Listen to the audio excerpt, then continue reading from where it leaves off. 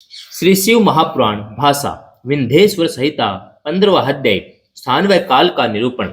ऋषि बोले, हे सर्वार्थ वित्तम सूत जी, अब आप पूजा के योग्य स्थान व समय बतलाइए।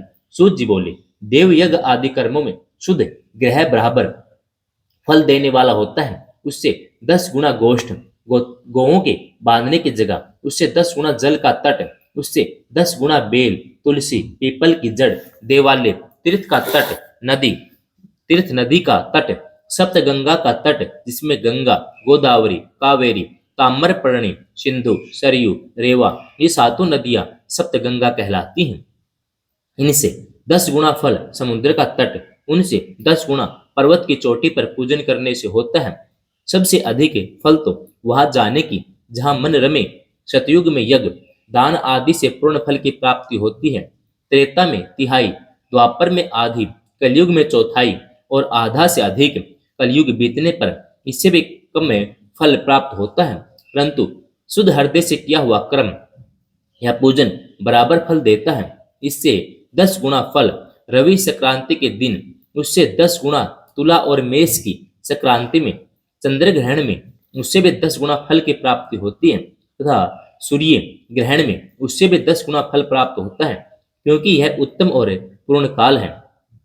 इसमें जप आदि करना समायोजित होने से पुण्यदायक है। ऐसे समय सतपुरुषों की संगति करने का फल करोड़ सूर्य के समान है।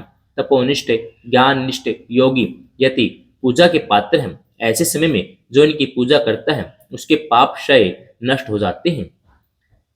फिर वह ब्राह्मण भी पूजा का पात्र है। जिसने 24 लाख गायत्री का जप किया हो वह संपूर्ण फल या भोग की दाता है। वह अपने दाता की पापों से रक्षा करती है, इसी से वह गायत्री कहलाती है। गायत्री के जप से शुद्ध हुआ ब्राह्मण शुद्ध है, वह सब प्रकार से योग्य पात्र है।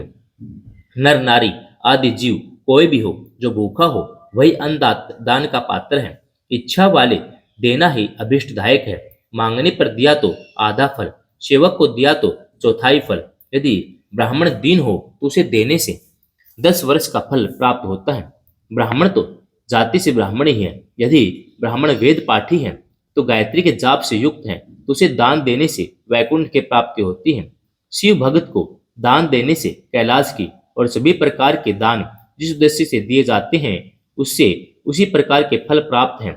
जैसे भी हो, थोड़ा या बहुत, देव अर्पण बुद्धि से किया हुआ दान अनंत भोग देता है। मनुष्य को तप और दान ये दोनों ही सर्वदा करने चाहिए।